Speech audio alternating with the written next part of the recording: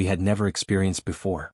We went through the tunnel and walked for no more than 20 minutes on the train tracks when all the sounds of the highway, any sign of civilization, had been left far behind. I don't know what I was telling my girlfriend, something to impress her for sure, when she asked me to shut up and pay attention to what was in front of us. In the distance about 400 meters away you could already see the bridge, but before that, halfway there, you could see two dark figures crouched on either side of the track, one facing the other. At first we didn't know what they were. Two animals at first glance. The truth is we couldn't make out their shape, but we kept walking towards them and hadn't taken 5 steps when we saw them stand up. They were two people, two men dressed in black. They both had long coats at least down to their knees, and without saying anything they turned towards us and started walking. My girlfriend told me to go back. I told her no, that we couldn't cancel everything because of some crazy people on the train tracks, but she insisted. She felt bad, she had a bad feeling. While we were arguing, the guys were already about 100 meters from us, walking slowly but firmly, and then I saw that one of them was carrying something long that was shining. I was almost sure it was a machete. Obviously, seeing that, I listened to my girlfriend, and at that moment we started walking back, quickening our pace but without running because they were walking at the same speed as us. We could feel it, that if we ran they would too, and I wasn't so sure we could keep up. When we got to the car, I didn't say anything to them, but I couldn't stop looking back. I wanted them to see, to know that I was ready, that I was waiting for them, that they weren't going to catch us by surprise.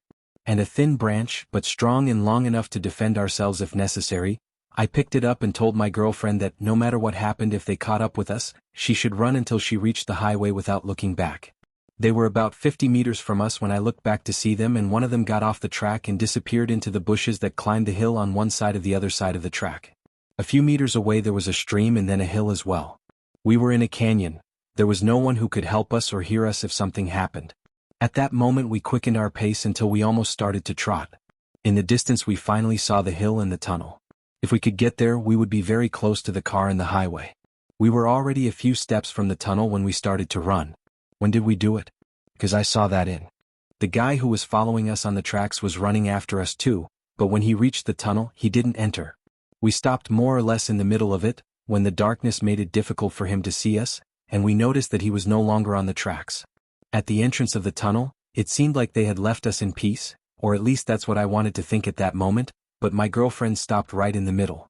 She kept repeating that she didn't want to go out, she didn't want to do it, she didn't want to move forward even though we could literally see the light at the end of the tunnel. We would be very close to the car, but she had a kind of panic attack and I didn't know what to do or how to help her. She asked me to go back if I felt that they were going to be waiting for us, but in the end I agreed and we went back very slowly towards the end of the tunnel where, a moment ago, one of these guys was watching us. We went out, there was no one there, we took a look around at the bushes and nothing. I told her to go towards the stream on the opposite side from where they had disappeared.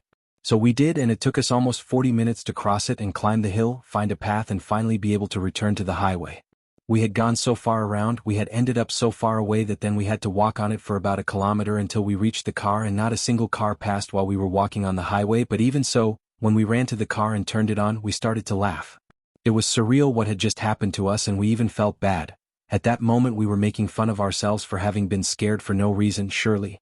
We drove a little along the highway to return to the entrance of the path that led to the train tracks, and there we could see the entrance to the tunnel, and when we did, we saw the two black figures again on both sides of the tracks, but among the bushes they were waiting for us.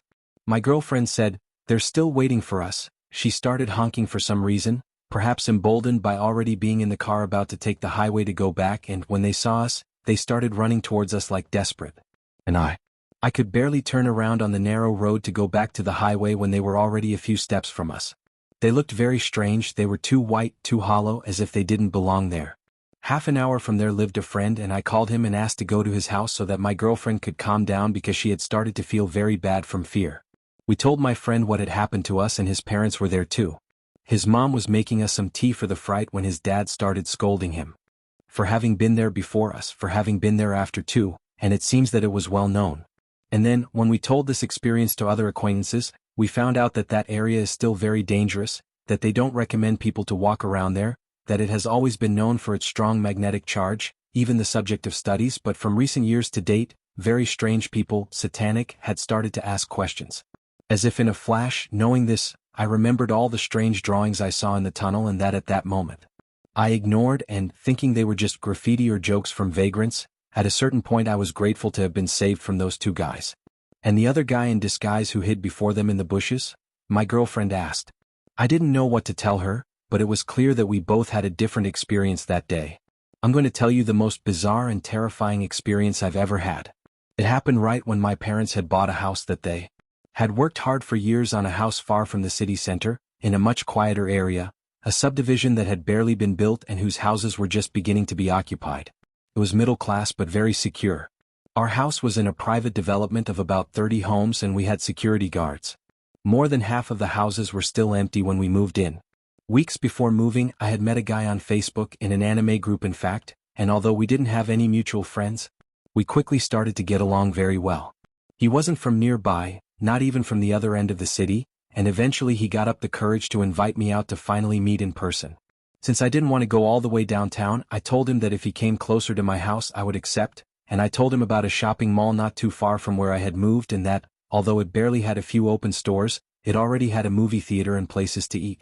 He agreed to see me there the following Saturday. It was perfect for me. I would take advantage of the fact that my dad was working and my mom was going to a birthday party with my little sister near the other house where we lived. It was 6 o'clock when the phone rang. The mall was about a 20-minute walk away, so I decided to walk there, but just as I was leaving, I was drawn to a figure behind a curtain in the house across the street. Without a doubt, someone was peeking from there into our house. I texted my mom, who had the phone number of the security booth, to report it. According to me, that house was still empty and it didn't give me any confidence. I kept walking to my destination. I really like the neighborhood, but I like it even more back then, as quiet as it could be. And so I arrived at the mall, just like the neighborhoods around it, semi-empty. There were long, lonely corridors that seemed more out of a zombie movie than a real mall. Then I noticed someone following me, at first more than you, but I calmed down when I saw that it was an old woman with very straight black hair. Her clothes were extremely thin, but she was very tall, much taller than me, about 5 feet 10 inches. Again, I started to feel weird when I noticed that she was walking at the same speed as me a few meters behind, so when I reached the first open store in that corridor, I stopped so she could pass me, but she stopped too. While I was looking at the store, she was looking at an empty local. I started walking again and reached the fountain in the center of the plaza, where I would wait for Jorge, a guy. Although I had arrived a little earlier than agreed, I sent him a message to tell him to hurry up, please, because there was a strange lady following me closely and the mall was much more deserted than I had thought. He told me that if I wanted, I could wait for him on the second floor, near the exit of the parking lot, that he would be there soon, but the truth is that I was more afraid to go up to that much more lonely area. At least where I was, there were several open stores around. I had the reflexes in the window of a store in front of me.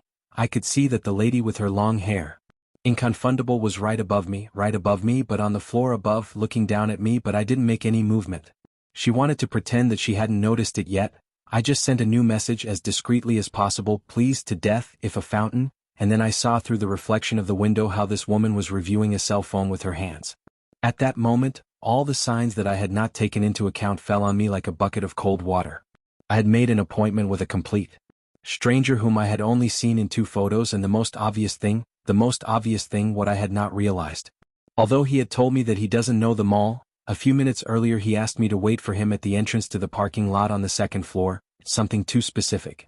I wrote to him again. I told him that I felt better already, that I even felt silly for being scared, and that I was going to go up to wait for him in the parking lot.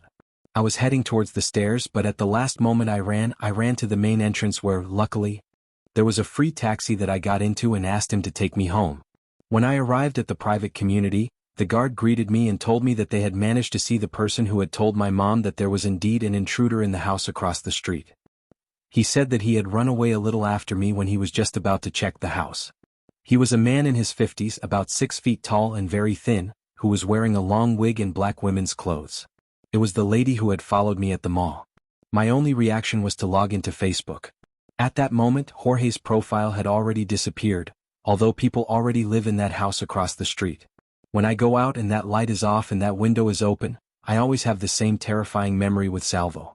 And when the street is empty, I feel like I'm going to see him standing in that window again.